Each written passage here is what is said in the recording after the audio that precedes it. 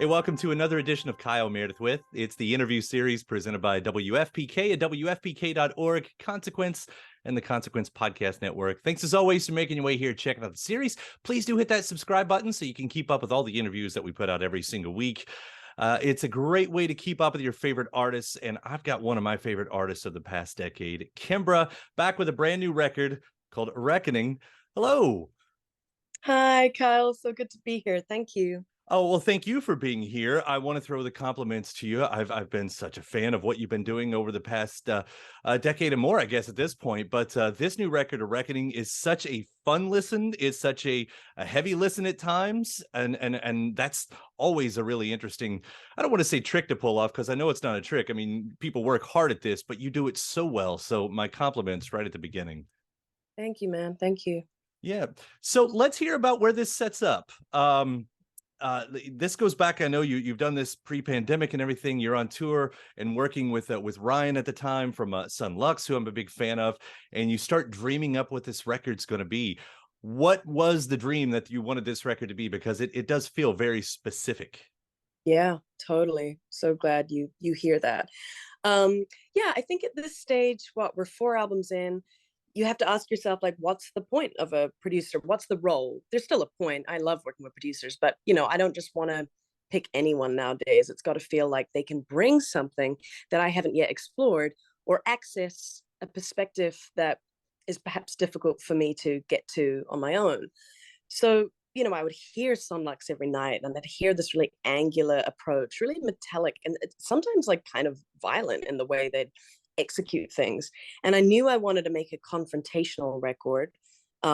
We were, all going through basically the apocalypse at the time. And I was like, man, we need to wake up, right? We need to wake up to the racial reckonings in our world, the health reckonings, the kind of, mental health epidemic. I mean, there was so much going on. And, how do you find a way to execute that sort of aggression, but keep it fun, like you said, like not also weigh people down with just another kind of, heavy idea that doesn't leave you with any hope. I think hope is central to my work. So I pitched the idea. I was like, look, I'll bring the hooks, the breathy R&B thing, and you give me that backbone, that real backbone. And I'm attracted to minimalism always, even though I haven't been super successful at achieving it. It's like I feel like I'm such a maximalist in the way I make music, but as always, you're attracted to the opposite, right? And I knew that we could get closer to minimalism if I chose a producer like him who's so curated with his sounds. Like he crafts them, and if you can nail 3 or 4 incredibly, iconic feelings or synthesizer sounds or drum approaches, you can't afford to just be very like simple in your approach and let the vocal just tell the whole story.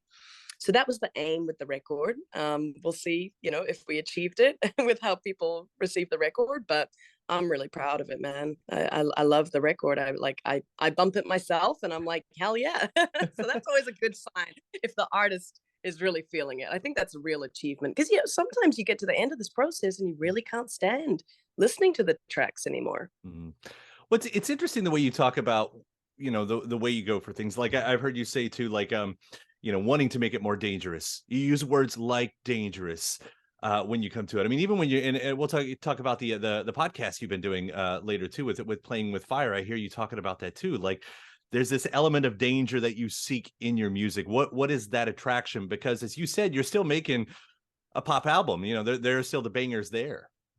Well, maybe it's an attraction to chaos because I think chaos is kind of this primordial like state. And I like chaos because then it allows me room to create order because I'm also very ordered. Like, you know what I mean? I love to like put things into place and like I'll sit comping a drum take forever and like, wrangling, taming it into submission. But first, there needs to be chaos. There needs to be a jumping into the unknown to access something, that elixir of authenticity, that very human, slight kind of fear in your eyes, but then you just go for it, right? That I like to think of a reckoning as like the 4 seconds before you react, right? You know, that moment right before you're either going to explode at someone or you're going to peacefully, approach. So that 4 seconds, what does that sound like? That hovering, that just right before you take the plunge. I love that. I love that. And yeah, I don't know where the attraction comes from. I think it's continuing to like push myself. I just don't want to get bored. And I'm trying to access something in me that I haven't seen before. Mm. It's That's interesting too, because you talking about Reckoning and naming the album A Reckoning, because I guess when I've listened to your lyrics, they've always seemed biographical, as much as I perceive them anyway, and that's always up for debate when you're the listener and everything.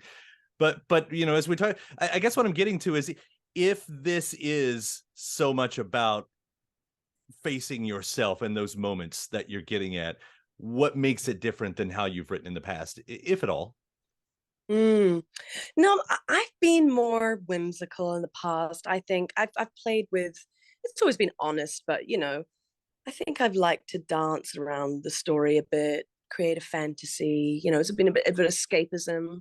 If you look at a song like "Settle Down," for example, it's like it's a fantasy. It's a question, a hovering question, but not really a landing on what. It's not really an assertion of who I am. There's a searching, right? I mean, obviously, like in your 20s, you don't know what the hell you're doing, and you're working out who you are through your music.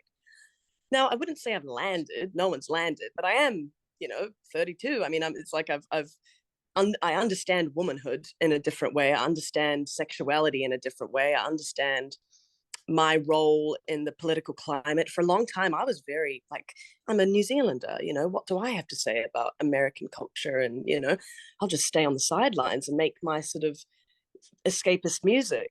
But I think there's something grounded about the new work where there's a boldness, there's an assertion of who I am and who I'm not. There's songs on the record like about Los Angeles and like how I tried to fit in with that crowd and how it's like it's just not my, it's just there's a certain type of guy from LA that, I had fun with it and I was like, it's just not for me. It's like I wouldn't have had the courage to maybe make those sorts of statements when I was young, or talk about, have a song like Gun, which is like really about the oppression of men in the music industry that I've had to sort of really, wrestle with and find my confidence to say things like that. So yes, it's always been biographical, you're right, but I think there's each time I make a record, I'm learning to look people in the eye more rather than sort of, gesticulate with my hands and distract and sort of, over here, over here. It's like it's really getting real now. And I love that, it's like the beauty of art is it can just kind of stare you in the face and say things that you're a bit scared to say to yourself. Well, that I guess leads in really well to that opening track, because the opening track, you get "Save Me," which, in itself, those two words together, however that, whether it's a plea, whether it's a prayer, whether it's a statement, whatever. I guess the easy way to ask it is, how did you want that to speak for what the rest of the record? Like, how does that set up the record for you? Yeah, well, it's all about setting a tone, right? I think of like the gong in meditation that just kind of like settles the room. Um, and the tone for a reckoning needed to be vulnerability first. Like I can't go preach to people about what I think a reckoning is if I'm not gonna. I don't believe in that. I'm a big believer in shared vulnerability. If you open up to me, I'll open up to you. Um, so I think "Save Me" was like, here's a bunch of stuff that I don't really want to say about myself, but it's true. Just gonna say it. I wrote it for a therapy session. My therapist said, just say the things that really sort of unsexy to say. I lack the courage to take care of myself.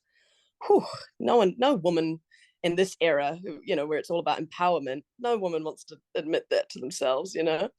So if I could start from that place and then come in with replay and be like, oh, you thought you knew? No, no, no. We're going into the neuroses now. We're going into the darkness and we'll emerge. We'll come, I mean, there's always hope at the end. But yeah, I really like that you picked up on that, because that's exactly what I'm trying to do is with the opening of an album, is set a tone, and a prayer. I love that, like a prayer for the rest of the record, and a safety that you're not going into this alone. We're going into it together. It's a relationship. The listener and the artist. We're entering into a relationship together. Yeah, I love that. If it is a journey in that way, does it continue throughout? Because and when you get to the end of the album, you'll have "I Don't Want to Fight," and when I think of that in relation to "Save Me," again, the directions you can go as far as how you take that in, a resignment almost. The way you talk about meditation and just giving in. I mean, do you think of it in that way, or is that where do we end on the record?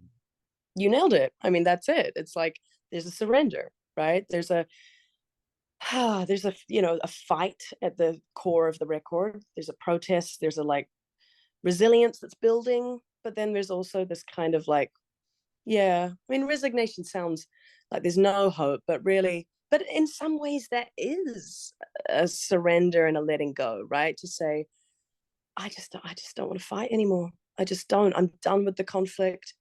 Um, who am the lyric, who am I kidding? I just keep letting you down. There's sort of like a feeling of you're always going to lose in some ways with violence and with aggression.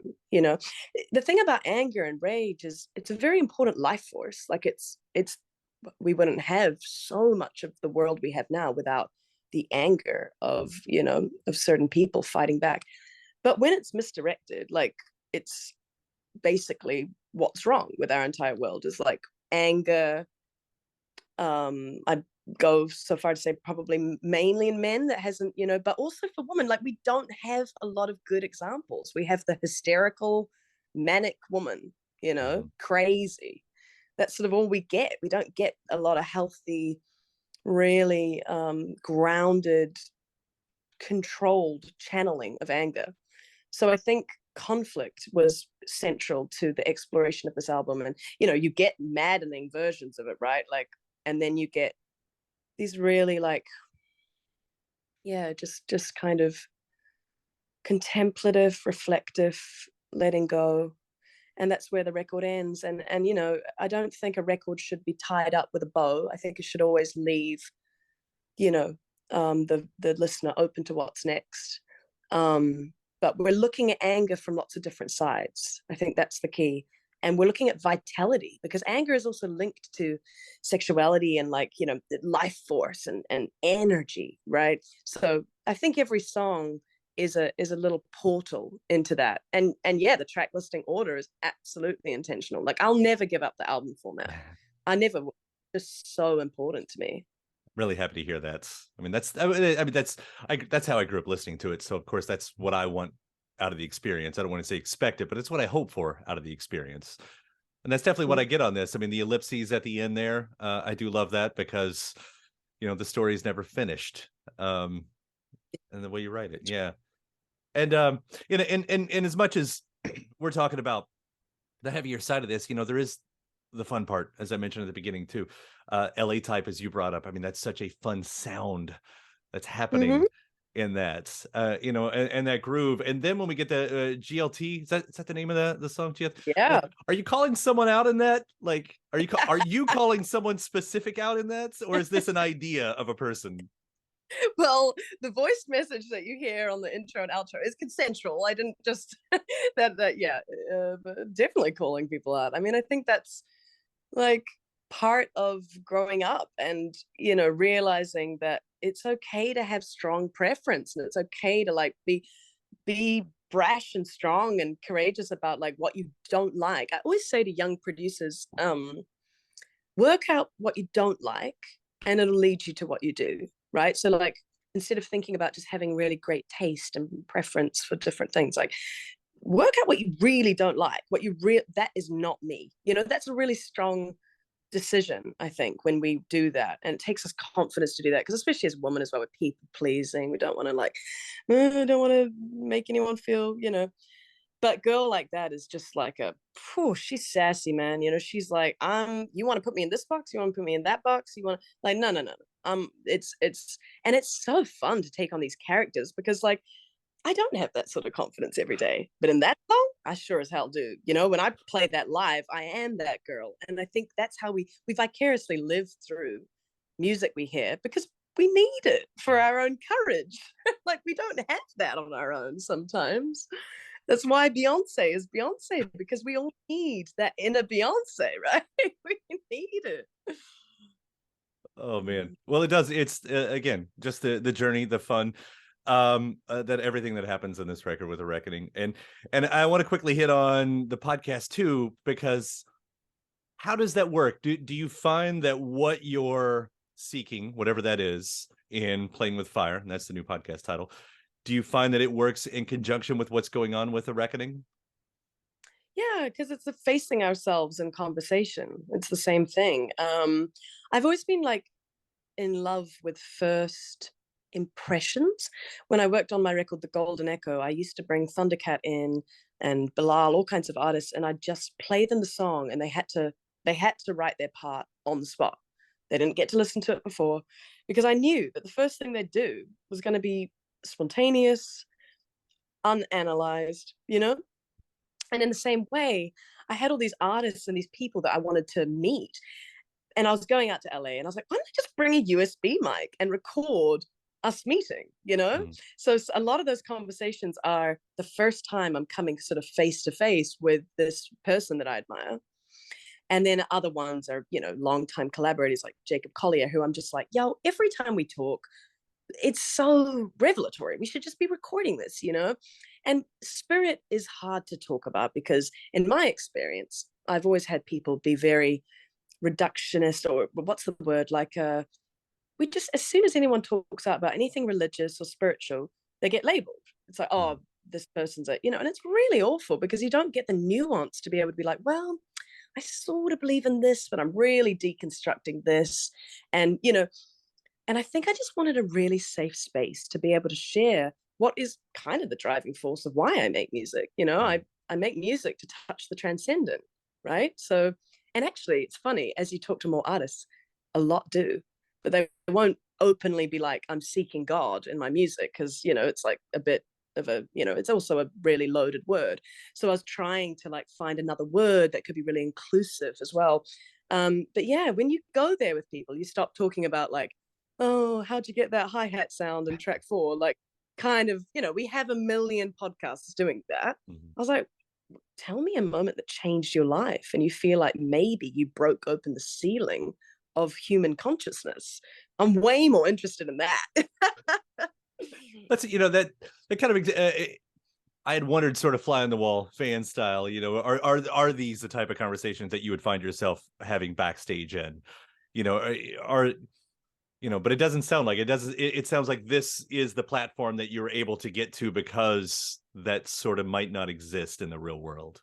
Yeah, I think it was that. I think it was, we're not having enough of these conversations, so let's get really intentional about it. And Playing with Fire is like, let's ask some hard questions Mhm. too. Let's play with that kind of like, because it's a really hard topic to talk about, because no one has one up on the other. We're all guessing Mhm. about the afterlife, about all kinds of things, right? So I like that democratic kind of like space of like, well, no one can really take the lead here. And how many platforms do we have to be really humble about just where we're all at? So, what have you gotten out of it so far? Are you able to define that just yet? I'm interested in how hard it's quite hard to gauge how a podcast is connecting, isn't it? Because you've kind of, I guess, do you check Instagram comments? Is a bit different. There's not really reviews, and yeah, I found it Mhm. interesting having a podcast. People are like, "How's it going?" I'm like, I don't know. I mean, I think good, but I always knew that it was going to be like a very much a little side. Obviously, don't have a name for being a podcaster, but I'm just looking for diverse ways to express myself, to stay sane, Mhm. honestly. Like, it gets really hard to just work on music. And I've done this professionally since I was about 14. I got signed when I was 17. I haven't done anything else, you know? So it's like, um, that's my fulfillment, is that I get to like have another mode of expression. And honestly, if it just makes someone else feel a little less like they're wandering out in the desert, and that there's other people that think like them, like that's fine. I don't need it to blow up. Like I just want it to be a friend. Because that's what podcasts are to me. Is just like, walking to the subway and I'm like, oh, thank God someone else thinks that too.